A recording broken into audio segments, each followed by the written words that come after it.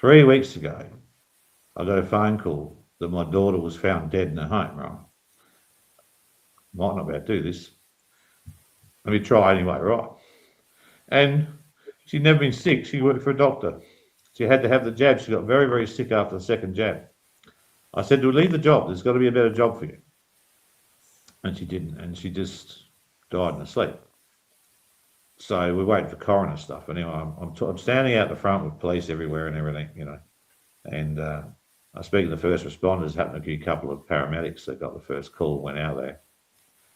And I said, this is shocking. She's 36, 37-year-old woman, healthy woman.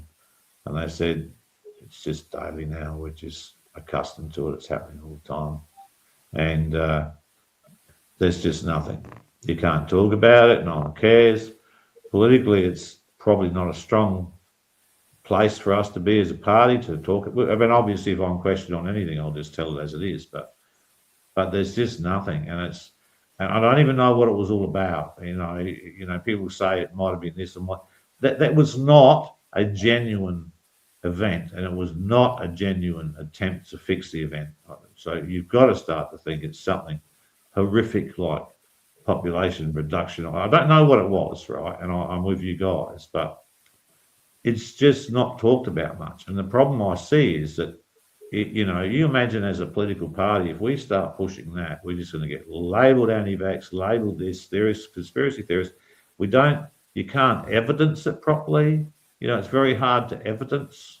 We know you can research yourself, but the media won't touch it. It's probably the saddest moment in global history for humanity. And now I think it's had some effect, because I think, I've got to say, before that happened, before COVID, politically, it was nearly impossible to be heard, nearly impossible to imagine someone getting elected by besides the major parties. And now we've landed in a place where the next 3 or 4 years could be the end of the original two-party system. So maybe there is something that will come from it, but it needs to be damn good for the cost. Whatever comes out of this, it has to be something very special to ever cover the cost of some of the losses that we've endured as people. And, not a statistic. These are real people, and this is the thing we've been, Michael, and I've been hearing these, and it continues. It hasn't gone away. And I sometimes think government tends to think of, and the profession tends to think of these as statistics. This was a risk calculation or whatever, but where we sit, we just see so much suffering, and we want it to end. And without someone being, without everything being taken into account, without there being consequences, we're still on the same trajectory of 1984. Can I ask? Look, sorry. just. First off, I want to say I'm so sorry, man. If I lost my daughter, I don't know how it comes. I'm so sorry for that. I'm absolutely so sorry. I think everybody is. But can you do us a favor? Can you tell us her name and tell us something about her, so she's not just a statistic. She's not just someone who died. Tell her a name and tell us something about her that you loved about her, something that made you laugh or something. Just make her real, because these people are real, brother. Well, for that.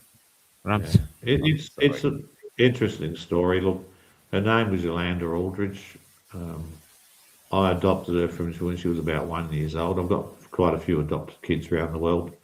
But she was very special for a lot of the early life. Obviously, later in life, she moved on. She looks after, she's a carer for my son, who's disabled from vaccine damage. Not this damage. He's got vaccine damage. And she's such a good girl. Worked every day. When her car broke down, she'd walk to work. And there's nothing. And you talk to the coroner, and they go, "Well, we think it was just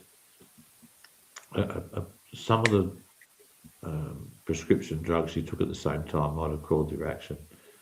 We know that's not